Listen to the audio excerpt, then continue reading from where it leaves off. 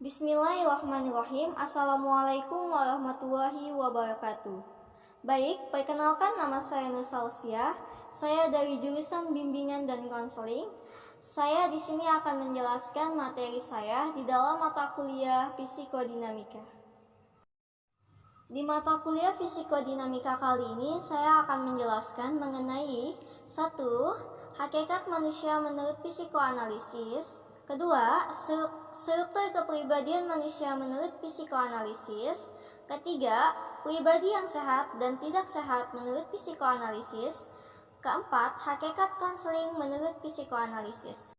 Baik, penjelasan pertama yaitu hakikat manusia menurut psikoanalisis. Psikoanalisis ditemukan di Wina, Australia oleh Sigmund Freud. Psikoanalisis merupakan salah satu aliran dalam disiplin ilmu psikologi yang memiliki beberapa definisi dan sebutan. Ada kalanya psikoanalisis didefinisikan sebagai metode penelitian, sebagai teknik penyembuhan, dan juga sebagai pengetahuan psikologi. Psikoanalisis menurut definisi modern yaitu 1. Psikoanalisis adalah pengetahuan psikologi yang menekankan pada dinamika, faktor-faktor psikis yang menemukan perilaku manusia, serta pentingnya pengalaman masa anak-anak dalam membentuk kepribadian masa dewasa. 2. Psikoanalisis adalah teknik yang khusus menyelidiki aktivitas ketidaksadaran dalam kurung bawah sadar. Ketiga, psikoanalisis adalah metode inventarisasi dan penyembuhan gangguan mental. Menurut Sigmund Freud, tujuan pokok dilakukan analisis terhadap aspek-aspek kejiwaan manusia, bentuk untuk mendapatkan teknik penyembuhan gangguan jiwa, tetapi untuk memperoleh pengetahuan yang mendalam mengenai kehidupan kejiwaan pada umumnya. Itulah sebab pembahasan tentang kepribadian menjadi dominan dalam psikoanalisis. Secara garis besar, psikoanalisis membahas kepribadian dari 3 aspek, yaitu struktur, dinamika, dan perkembangan. Baik, penjelasan kedua yaitu adalah struktur kepribadian manusia menurut psikoanalisis. 2 insting yang paling penting adalah insting seksual dan insting agresi yang menggerakkan manusia untuk hidup dengan prinsip pemuasan diri. Sedangkan fungsi ego adalah menjembatani tuntutan ide dengan realitas dunia luar. Dengan demikian, ego lebih berfungsi kepribadian, sehingga perwujudan fungsi ide untuk tidak tanpa arah. Dalam hal ini, fungsi superego adalah mengawasi agar tingkah laku seseorang sesuai dengan aturan, nilai, norma, adat istiadat yang telah meresap pada diri seseorang. Dengan demikian, superego memiliki fungsi kontrol dari dalam diri individu. Demikianlah bahwa kepribadian seseorang berpusat pada interaksi antara ide, ego, dan superego, menduduki peranan perantara antara ide dengan lingkungan dan antara ego dengan superego.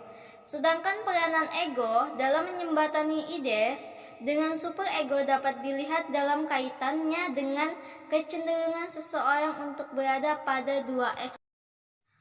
Selanjutnya adalah penjelasan ketiga, yaitu kepribadian yang sehat dan tidak sehat menurut psikoanalisis.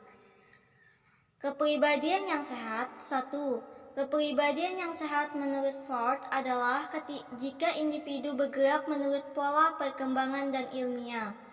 2. Hasil dari belajar dalam mengatasi tekanan dan kecemasan. 3. Kesehatan mental yang paling baik adalah hasil dari keseimbangan antara kinerja superego terhadap id dan ego. 4. Pada alam pemikiran tidak sadar dan kreativitas sebagai konvestasi untuk masa anak-anak yang traumatis. 5. Individu bersifat egois, tidak bermoral, dan tidak mau tahu kenyataan. 6. Manusia sebagai homo valens dengan berbagai dorongan dan keinginan. 7. motif-motif dan konflik tak sadar adalah sentral dalam tingkah laku sekarang. 8. Manusia didorong oleh dorongan seksual agresif. 8. Perkembangan dini pentingnya karena masalah-masalah pribadi yang berakar pada konflik-konflik masa kanak-kanakan yang depresi. Kepribadian tidak sehat menurut psikoanalisis. 1. Mudah marah atau tersinggung. 2. Menunjukkan khawatir dan cemas. 3. Sering merasa tertekan, stres atau depresi. 4. Bersikap kejam atau senang mengganggu orang lain yang usianya lebih muda atau terhadap binatang. 5. Ketidakmampuan untuk menghindar dari perilaku menyimpang meskipun sudah diperingati atau dihukum. 6. Kebiasaan berbohong. 7. Hyperaktif. 8. Bersikap memusuhi semua untuk otoritas. 9. Senang mengeritik, mencemooh orang lain. 10. Sulit tidur. Baik, penjelasan terakhir adalah hakikat konseling menurut psikoanalisis. Secara umum, hakikat konseling adalah mengubah perilaku dalam pendekatan psikoanalisis. Hakikat konseling adalah agar individu mengetahui ego dan memiliki ego yang kuat, yaitu menempatkan ego pada tempat yang benar, yaitu sebagai pihak mampu memilih secara rasional dan menjadi mediator antara id dan superego. Konseling adalah pandangan psikoanalisis adalah sebagai proses reedukasi terhadap ego menjadi lebih realistis dan rasional. Baik, sekian dari penjelasan saya.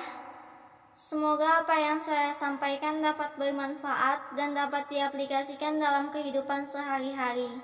Dan jika ada pengucapan kalimat yang salah ataupun penyampaian materi yang salah, mohon dimaafkan. Saya ucapkan akhir salam. Wassalamualaikum warahmatullahi wabarakatuh.